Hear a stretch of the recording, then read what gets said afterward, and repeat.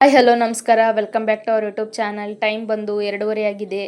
ಏನಕ್ಕಪ್ಪ ಅಂದರೆ ವೈಕುಂಠ ಏಕಾದಶಿ ಇರುವ ಕಾರಣದಿಂದ ಬೆಳಗ್ಗೆ 2:30ಗೆ ಎದ್ದು ಸ್ನಾನ ಮಾಡಿ ಪೂಜೆ ಮಾಡಿ ರಂಗೋಲಿ ಹಾಕಿ ಹೊರಗಡೆ ತುಳಸಿ ಕಟ್ಟೆ ದೀಪ ಹಚ್ಚಿ ರಂಗೋಲಿ ನೋಡಿ ಈ ಥರ ಹಾಕಿದ್ದಾಳೆ ನಮ್ಮ ತಂಗಿ. ಈಗ ದೇವಸ್ಥಾನಕ್ಕೆ ಹೋಗ್ತಾ ಇದ್ದೀವಿ, ಹರೇಶ್ವರ ಟೆಂಪಲ್. 2:30ಗೆ ಎದ್ದಿದ್ದೀವಿ, ಬೇಗ ಇವತ್ತು. ದೇವಸ್ಥಾನ ಎಲ್ಲ ಅಲಂಕಾರ ತುಂಬ ಚೆನ್ನಾಗಿ ಮಾಡಿದ್ದಾರೆ.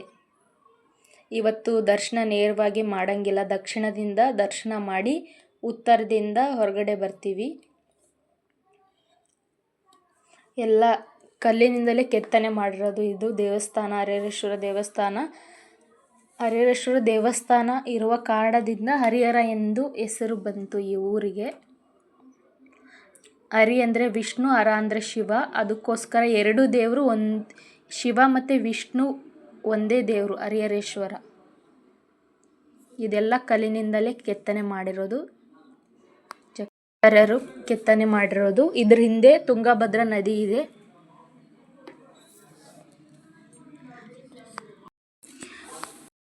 ಏಕೆ ಹೋದ್ವಿ ಅಂದರೆ ನೈಟ್ ಎಲ್ಲ ಅಭಿಷೇಕ ಮಾಡ್ತಾರೆ, ಸ್ವಲ್ಪ ಬೇಗ ಹೋದರೆ ಅಭಿಷೇಕ ಮಾಡೋದೆಲ್ಲ ನೋಡ್ಬೋದು, ಅದಕ್ಕೋಸ್ಕರ ಬೇಗ ಹೋಗಿದ್ವಿ. ಇದು ಗರುಡಗಂಬ. ಇದು 20ಕ್ಕೆ ಕರೆಕ್ಟು ಪೂಜೆ ಆಯಿತು. ವರ್ಷದಲ್ಲಿ ಬರುವ ದೊಡ್ಡ ಏಕಾದಶಿ ವೈಕುಂಠ ಏಕಾದಶಿ, ವರ್ಷದ ಕೊನೆಯ ಏಕಾದಶಿ ಕೂಡ ಇದು. ಈ ಥರ ಇದೆ ನೋಡ್ರಿ ಹರಿಹರೇಶ್ವರ ಟೆಂಪಲ್ಲು. ರಂಗೋಲಿ ನೋಡ್ರಿ ಹೊರಗಡೆ ಎಷ್ಟು ತುಂಬ ಚೆನ್ನಾಗಿ ಹಾಕಿದ್ದಾರೆ, ಅಲಂಕಾರ ಎಲ್ಲ ಚೆನ್ನಾಗಿ ಮಾಡಿದ್ದಾರೆ. ಮಾಡೋರು ನಿರ್ಜಲ ಉಪವಾಸನೂ ಮಾಡ್ತಾರೆ, ನೀರು ಸಹ ಕುಡಿಯದೇ ಮಾಡ್ತಾರೆ. ಕೆಲವೊಬ್ಬರು ಹಣ್ಣು ಹಂಪಲು ತಿಂದು ಉಪವಾಸ ಇರ್ತಾರೆ. ಇದು ಶಿವನ ದೇವಸ್ಥಾನ, ಲಕ್ಷ್ಮೀ ದೇವಸ್ಥಾನ, ಹರಿಹರೇಶ್ವರ ದೇವಸ್ಥಾನ.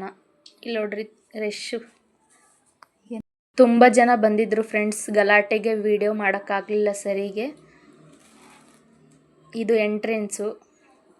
ಇದು ಈ ಕಡೆಗೆ ನೇರವಾಗಿ ದರ್ಶನ ಮಾಡೋಂಗಿಲ್ಲಲ್ವ, ಅದಕ್ಕೋಸ್ಕರ ದಕ್ಷಿಣದಿಂದ ದರ್ಶನ ಮಾಡೋಕ್ಕೆ ಬಂದಿದ್ವಿ. ಈ ಥರ ಎಲ್ಲ ಅಲಂಕಾರ ಮಾಡಿದ್ದಾರೆ ದೇವ್ರನ್ನ. ಮಂಗಳಾರತಿ ಆಗ್ತೈತಿ. ಕ್ಲೀನಾಗಿ ವಿಡಿಯೋ ಮಾಡೋಕ್ಕಾಗಲಿಲ್ಲ, ಹಾಗೆ ಮಾಡ್ಕೊಂಡ್ವಿ. ಸ್ವಲ್ಪ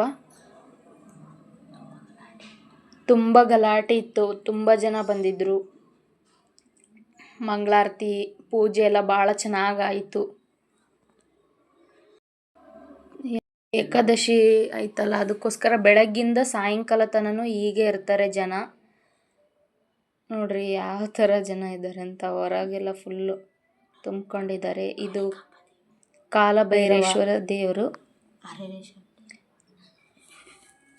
ಇದು ಗಣಪತಿ, ಇದು ಲಕ್ಷ್ಮಿ. ದೇವಸ್ಥಾನದಲ್ಲಿ ಮಂಗಳಾರತಿ ಆಗ್ತಿದೆ. ಲಕ್ಷ್ಮೀ ದೇವಸ್ಥಾನದಲ್ಲಿ ಪ್ರಸಾದ ಕೊಟ್ಟರು, ಹಣ್ಣು ತಗೊಂಡು ಫೋಟೋ ಹೊಡ್ಕೊಂಡು ಮನೆಗೆ ಬಂದ್ವಿ. ಇಷ್ಟೇ ಫ್ರೆಂಡ್ಸ್, ಏಕಾದಶಿ ಸ್ಪೆಷಲು. ಬಾಯ್.